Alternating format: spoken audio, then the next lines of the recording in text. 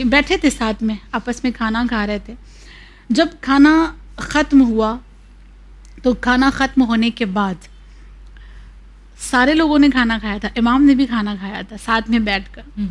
ختم ہوا تو امام نے ہاتھ بلند کیا اور ہاتھ بلند کرنے کے بعد امام نے اللہ کا شکر ادا کیا. شکر کرتے ہوئے امام نے یہ جملہ کہا, الحمدللہ رب العالمین اللہم ھذا منک ومن رسولک, کہ ساری تعریفیں پروردگار عالم کے لیے ہے, اے خدا یہ نعمتیں تیری طرف سے اور تیرے رسول کی طرف سے تھی, یعنی تیرے فضل سے اور تیرے رسول کے فضل سے. جب یہ جملہ سنا تو فوراً کہتا ہے آیا شرک نہ کر دی؟ کیا یہ جملہ آپ نے کہہ کے کہ یہ نعمت رسول کی طرف سے ہے, رسول کے فضل سے ہے, یہ جملہ کہہ کر آپ نے شرک نہیں کیا؟ مولانا نے کہا یہ تجھے شرک لگتا ہے؟ انہیں اہل بیت کے فضائل کیسے ہضم ہوں گے؟ تو رسول کے ہی فضائل نہیں ہضم ہوتے. بے شک بے شک. تو یہ جب اس نے جملہ کہا کہ یہ شرک کیا آپ نے, تو مولانا نے اسے قرآن کی آیات سنائی.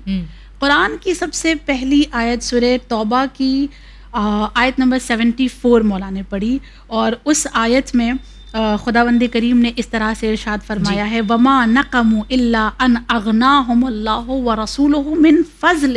اس کا ترجمہ یعنی کہ وہ منافقین انہوں نے جو ارادہ کیا ہے وہ حاصل نہیں کر پائیں گے مگر یہ کہ اللہ اور اس کا رسول جب فضل کرے گا. واہ. جب فضل کرے گا تو مسلمانوں کو وہ اللہ اور رسول کے فضل سے حاصل ہو جائے گا, نواز دیا جائے گا. یہ ایک آیت جس میں اللہ اور رسول کا فضل ثابت کیا گیا.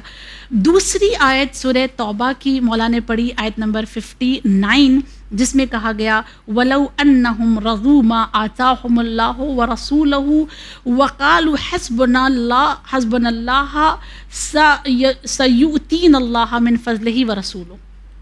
اس کا ترجمہ یہ ہے کہ اے کاش یہ خدا اور رسول کے دیے ہوئے پر راضی ہو جائے اور یہ کہتے ہیں کہ ہمارے لیے اللہ کافی ہے, ان قریب وہ اور اس کا رسول اپنے فضل و احسان سے انہیں عطا کرے گا. کیا بات ہے. ٹھیک ہے, یعنی اس آیت میں بھی اللہ ثابت کر دیا کہ اللہ اور رسول کا فضل ہوتا ہے. قرآن میں اللہ نے کہا ہے کہ اللہ کا بھی فضل ہوتا ہے, رسول کا بھی فضل ہوتا ہے. جب یہ دو آیتیں سنی تو کہتا ہے خدا کی قسم میں نے آج تک ان دونوں آیتوں کو نہیں سنا تھا اور میری نگاہ سے یہ دونوں آیتیں نہیں گزری تھی.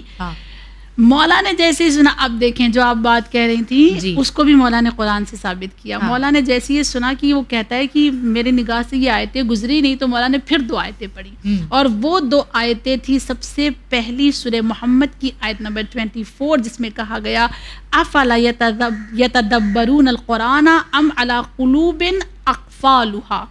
یعنی وہ قرآن میں تدبر کیسے کر سکتے ہیں جن کے دلوں پر تالے لگا دیے گئے ہوں.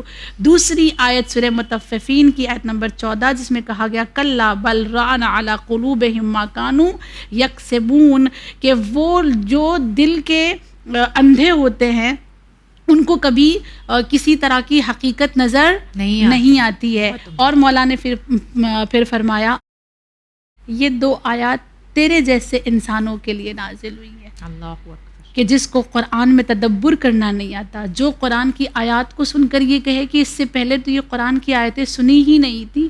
یہ تمہارے جیسے لوگوں کے لیے اللہ نے کہا کہ تمہارے دلوں پر تالے لگا دیے گئے ہیں. یہ مناظرے تھے جس کے ذریعے سے مولانا نے بہت خوبصورت پیغام ہمیں دیا. بے شک.